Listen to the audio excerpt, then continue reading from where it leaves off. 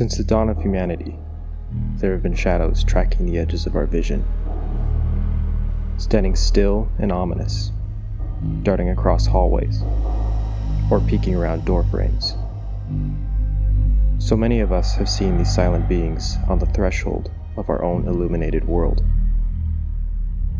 They take a human-like form, but are devoid of faces or features. Explanations have been given over the centuries to place them in contexts we can make sense of. Demons, angels, extra-dimensional travelers, and the like. Most recently, and perhaps most likely, they've been described as hypnagogic hallucinations, manifestations of the mysterious boundary between sleep and wakefulness, figments of our dreamscape, creeping out into our waking vision, if only for a moment.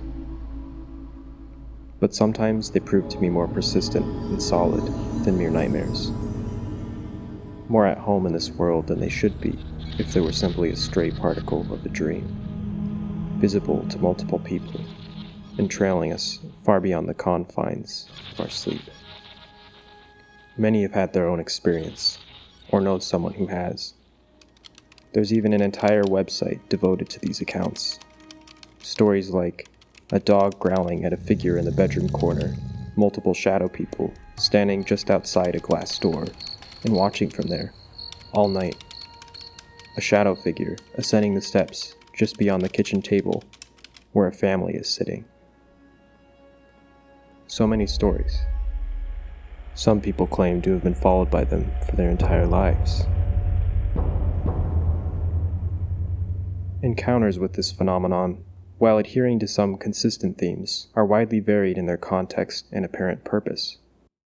But there is one subset that remains notably unchanging: Los Vigilantes Oscuros, the Dark Watchers of the American West Coast.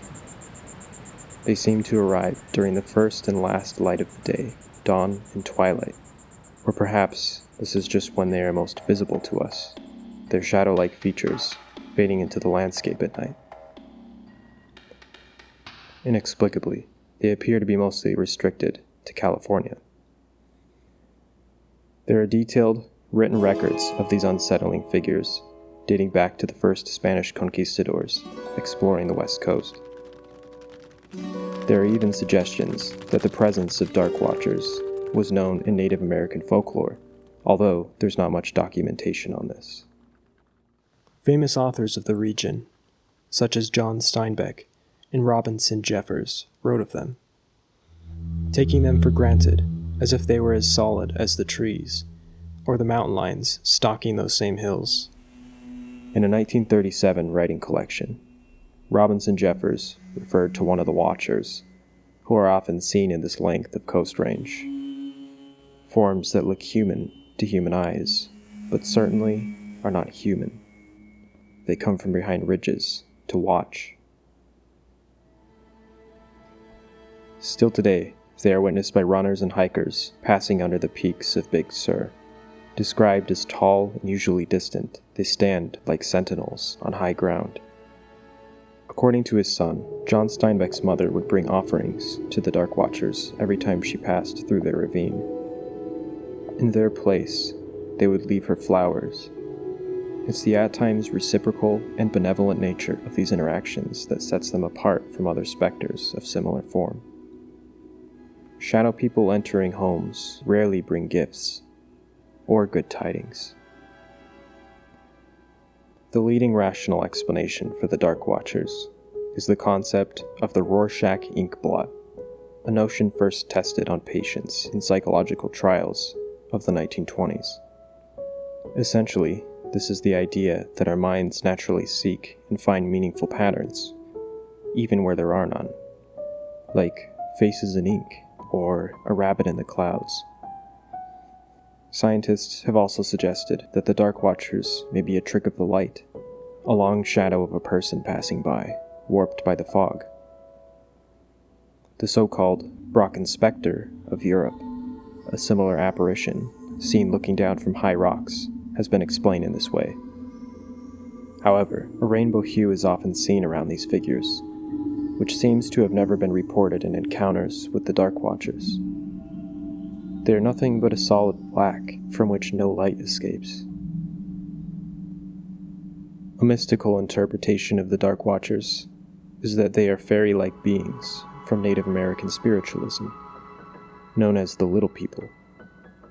Many authors in this region in particular believe this to be the case.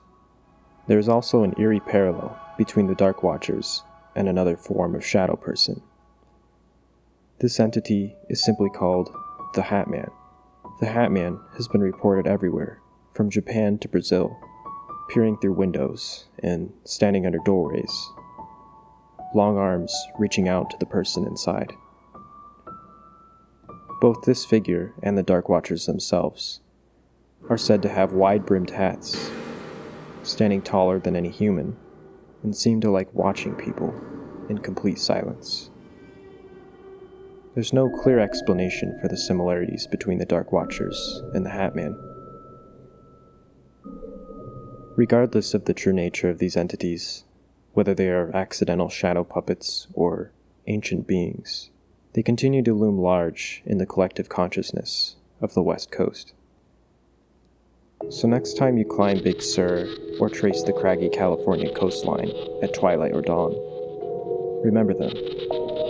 Let them be, and they'll let you be. They've only come to watch.